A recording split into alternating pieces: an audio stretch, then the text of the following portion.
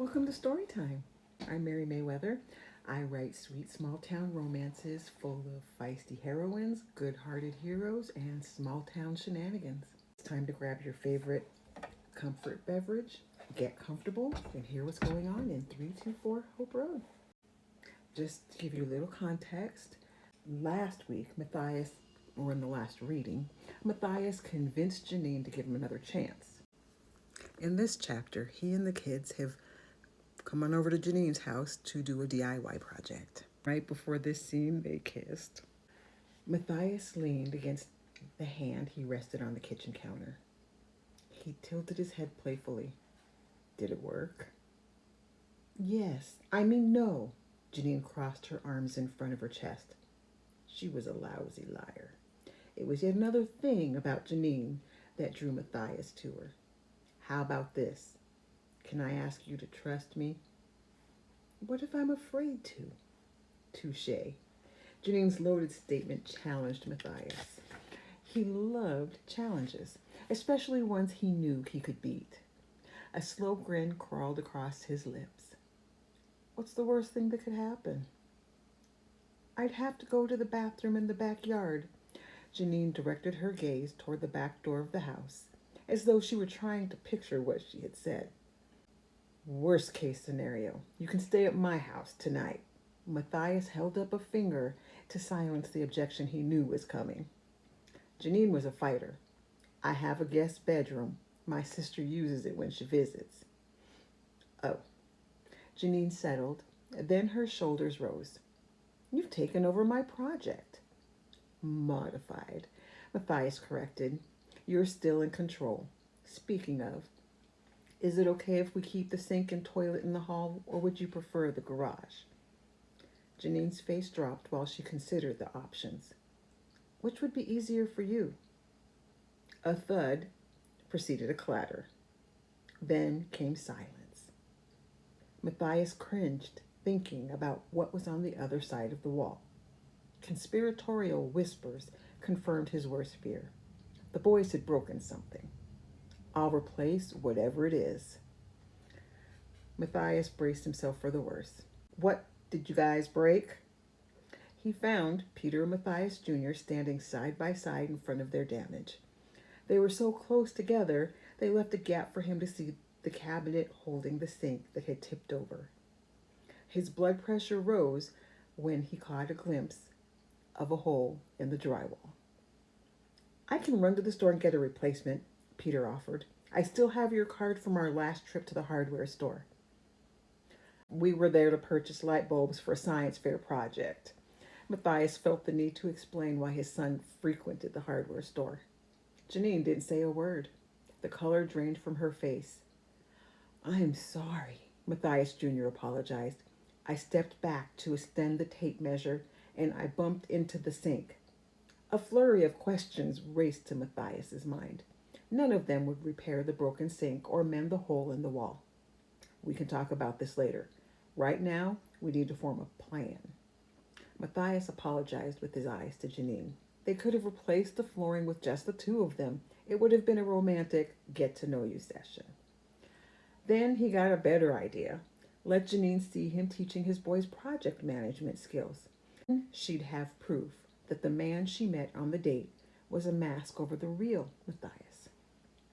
He could be patient, slow to anger, and had in fact intended to wait for the dust to settle to respond.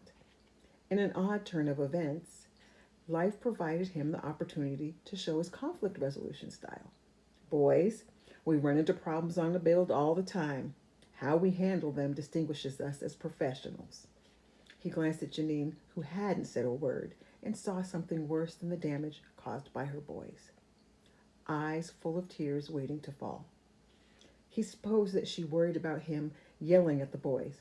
Once again, Janine proved Matthias's first impression of her wrong. She didn't pull the me versus the kids card. This woman was the real deal. Everything he had been looking for. It was almost too much for him to believe. When she whimpered, maybe it's a sign I should have replaced the sink? Matthias silently agreed. It was a sign.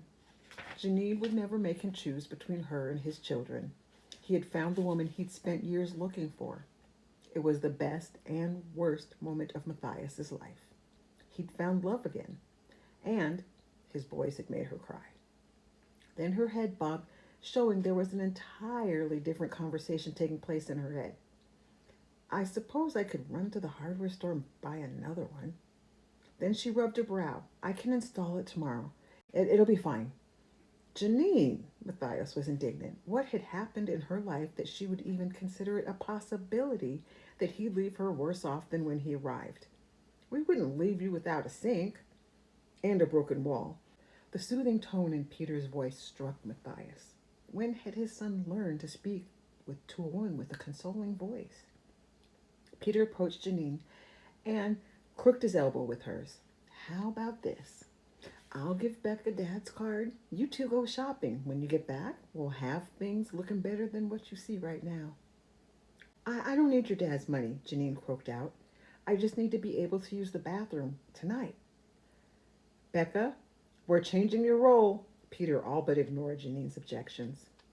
In the time it took Peter to guide Janine to the garage, Matthias witnessed his son's relationship with Janine change. He was the remorseful son who was doing his best to smooth ruffled feathers, the way a son would do with a mother. Awe at Peter and Janine's relationship compounded Matthias's discomfort. He should have been the one comforting Janine, not his son. He should be shopping with her, not his daughter. And yes, his kids broke the sink. He or they should pay for it. Torn between making sure the project was done right, wanting to console Janine, Matthias scrambled for what to say. Becca, go with Janine to the store. It seemed like the only thing Matthias could do was honor the resolution Peter presented. Pick up a bucket of chicken on your way home. It was all he could come up with without looking like he was competing with his son to win Janine's favor. Janine's face tightened into a forced grin. The last thing Matthias heard before they closed the door to the pickup was, "This day is going nothing like how I planned." Matthias couldn't have said it better himself. He thought he was going to be the knight with the tool belt saving Janine from her design dilemma, not the chief of a motley crew that was going to have him downing a glass of whiskey when the day was done. We're stopping here, and with another little story. So for a couple of years, I volunteered with Habitat for Humanity.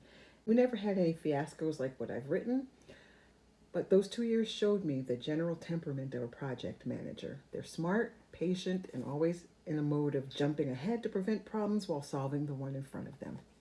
Matthias is my little thank you to the friends I got to work with during that time. And lastly, thank you so much for hanging out with me, and thank you for letting me share Ashbrook, Montana with you. I hope you enjoyed today's reading, and there will be another one. Also, if you can't wait to find out what happens on 324 Hope Road, it is available as a paperback. I have a link tree in my bio that can help you find the story. And I'll be back on Tuesday with another scene. It will be the last reading from this book, so I'm not sure if I should end it with something curious or something sweet. All of us will find out when the video goes live. So make sure to hit that subscribe button and turn on notifications so you know when the next video is available. And until next time, happy reading, and I'll see you in the next stream.